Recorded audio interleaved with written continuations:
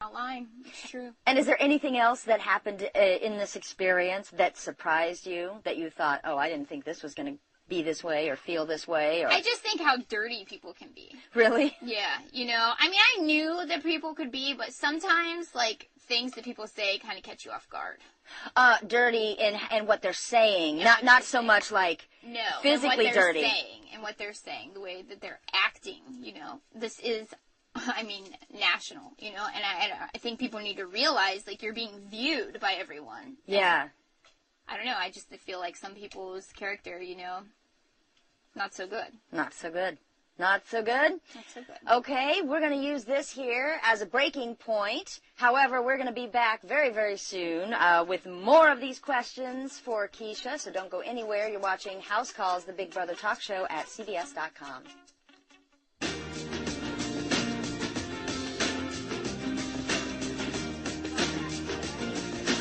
It is House Calls, the Big Brother Talk Show at CBS.com.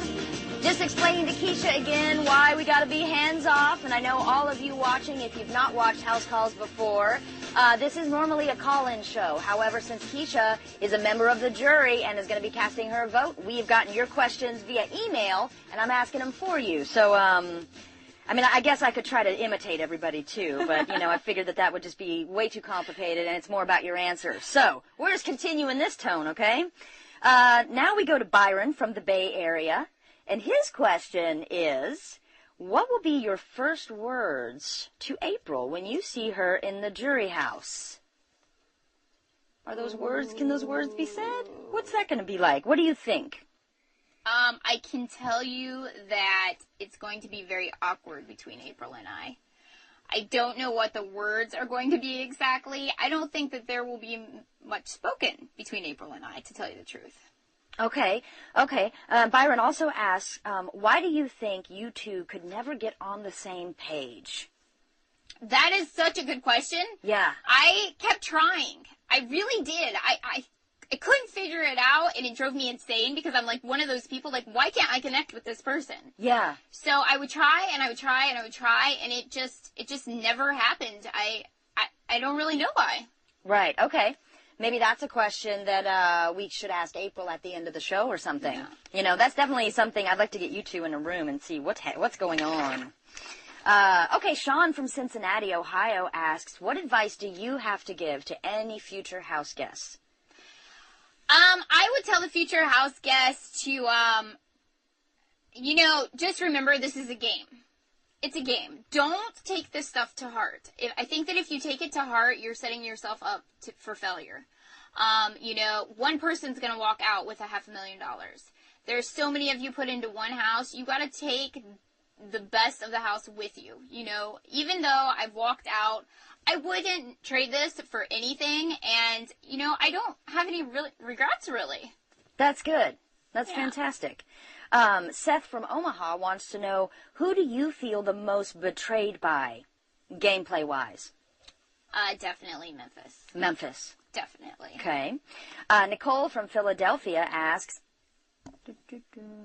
I know you and Rennie were close, but who was your real alliance to, Rennie or the boys? If it came down to those two, well, it's really three, but the boys being a group and Rennie.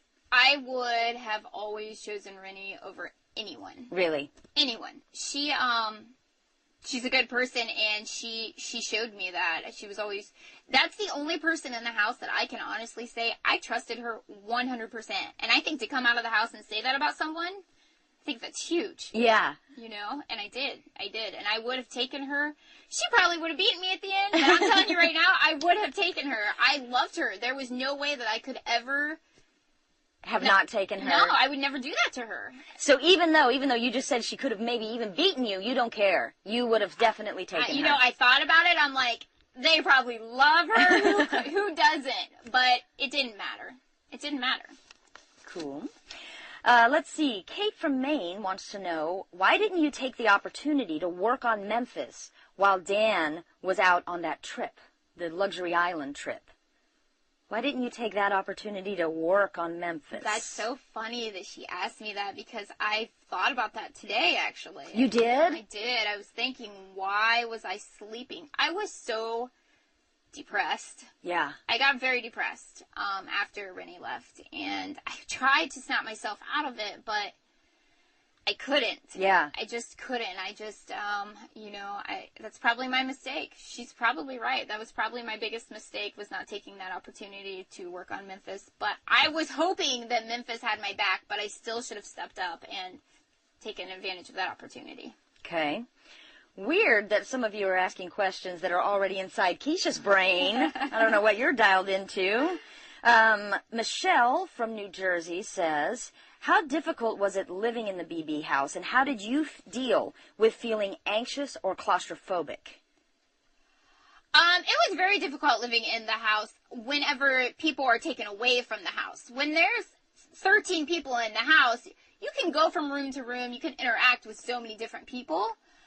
But as they take away the people, in the end, it was just us four. And I just started kind of like pacing and, I couldn't stand it. So the best way I dealt with it at the end was sleeping.